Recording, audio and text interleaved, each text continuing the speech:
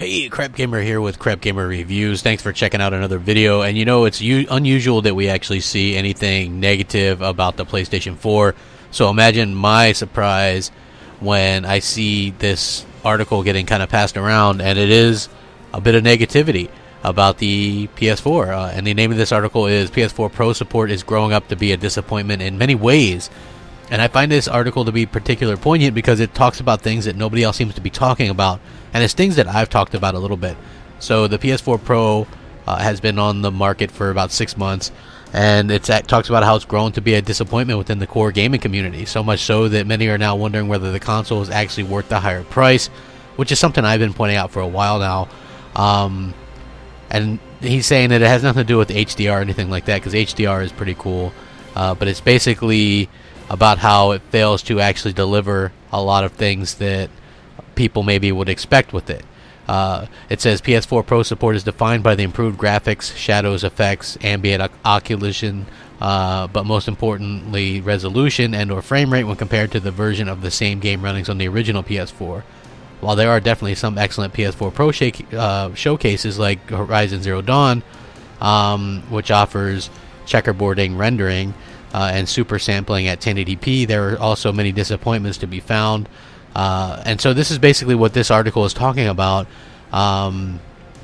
It says that you know, you can take into account that a lot of the titles are maybe older and so wouldn't get patched, and it's kind of talking about how games aren't really supporting this, you know, hampering the console and just the lack of support in general.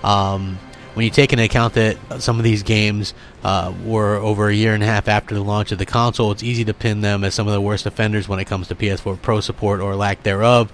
But there are others like Yooka-Laylee, Styx, Shards of Darkness, launched respectively in April and March of this year and didn't offer any real enhancements from the Pro to the regular.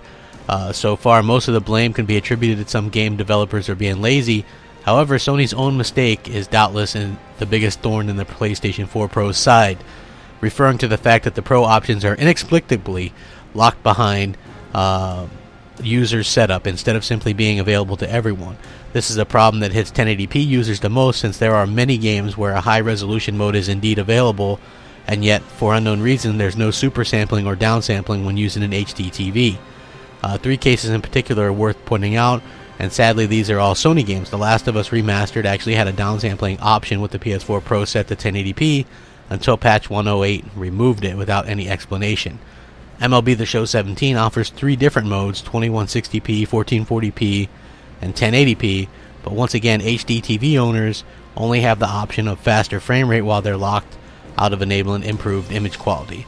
Last but not least, Digital Foundry just published a video test of GT Sports ongoing beta, and they noted that despite the 4K mode running at 1800p via checkerboard rendering available, there is no downsampling option to 1080p.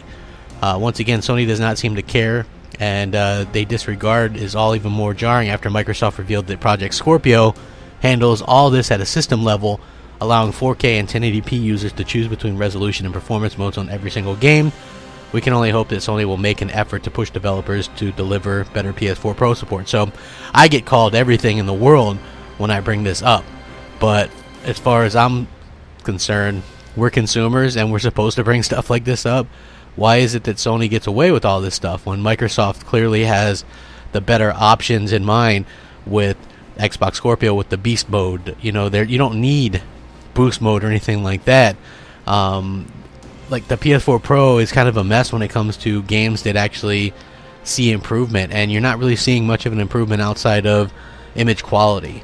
So there are no image quality improvements on Pro hardware. Activating boost mode merely improves the minimum frame rate a bit on some of these games. So even though you're seeing, like, I can switch between on PS4 Pro, right? I can have the different modes for the show, and honestly I can't tell a difference. And I have a 4K TV, so it's kind of weird to me that it's like that. And hopefully in the future they can do something that all games can do. You would think that especially newer games, you know, they've had this thing in the works for a while. The Pro, like, developers have known about it for a while, because I knew about it a good, I think, 6 months before it launched. So developers could have had time to actually fix these games up a little bit more. And the fact that they're being called out for this now, and nobody else, no big site's going to call them out, but I will link this one in the description so you guys can check it out. it's a little bit unfortunate, but I thought it was worth sharing. It's funny. I'm happy that somebody in the media is calling them out, no matter how big or small the site is.